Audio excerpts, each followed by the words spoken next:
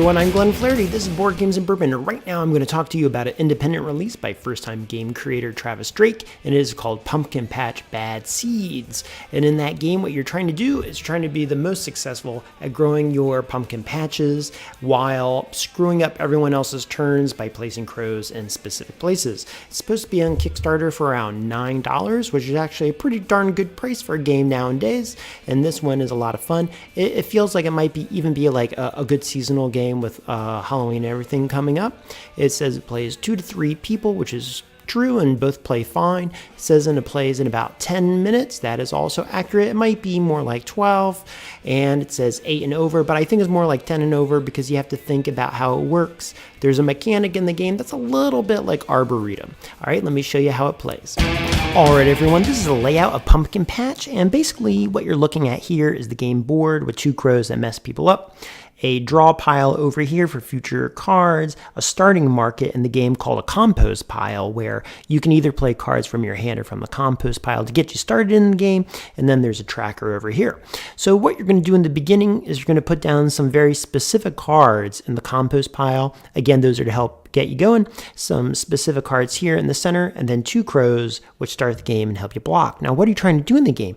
You're trying to get these pumpkin patches, and you're doing that by playing cards from your hand that ascend in order and have special powers. The powers will score you points, and basically the game goes until a number 8 card in this pile is played. So essentially you're just playing as many cards as you can, okay? But eventually the 8's going to come out. That means a 1, a 2, a 3, a 4, a 5, 6, and a 7 must have been stacked on top of each other at some point in the game. Now, what do you actually do? Okay, this is what you do. So you get a bunch of cards in your hand. I have a bunch of 2s.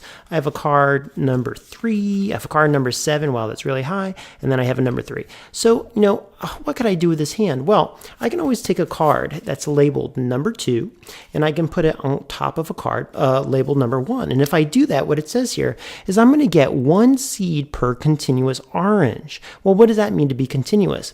Well, let me show you if we had an advanced turn. Let's pretend I was putting down a 1 card, which I don't have at the moment, but I put down a 1. If I put down a 1, the power on the 1 card, let me hold it up to the camera so you can see the power. The seedling, it says you're going to get 2 seeds. And in this game, seeds are what they call victory points. Okay, you get 2 seeds and you can start a plot. And that card can go, anywhere you want. So, let's just pretend that I played it here.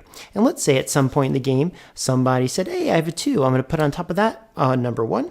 And then this person's like, I'm having a 2, and I'm going to put it on top of the 1 that's right here. Well, now when they do that, because it says you get 1 seed per continuous orange, there's 2 continuous oranges, so you would get 2 points there. There's another one here that says Baby Boo. Now, because I have a 3, I can put that down on top of a number 2. I go like that, and it says I get 1 seed, 1 point per continuous white. And now I have 2 continuous whites, and I would have scored. Now, the way the turn goes is basically you play a card on your turn from either your hand or for the compost pile. Okay, you place it where you do the card effect. You then move a crow. Like, let's say I was in a situation here where I said, okay, I just scored my 2 orange points, but I don't want anyone to benefit from that in the future. So I'm going to take my crow and I'm going to place it right here. And I'm going to mess them up so there are not continuous oranges and my opponent cannot score even more points than I just did. And then once you move the crow, you basically get rid of whatever cards you don't want, and then you draw back up to 3. And you just keep doing that until the number 8 card comes out. The game is very fast, it's very simple. The art on the cards, I really do love the card art. It's quite easy to play. Again, I think it'd be a great game for Halloween and stuff like this, and especially considering the price point is $9, which is not much in the world of games today. By the way, I'm so glad this game doesn't have minis. I'm so tired of minis and painting. Look at that great art. Man, iridescent. I love it. So anyway, that is how simple Pumpkin Patch is. It's a fun game, definitely a family game, and I would say it takes maybe 12 minutes to play. It goes by boom, boom, boom, just like that, okay? All right, everyone, check that out. Thanks again. Talk to you soon.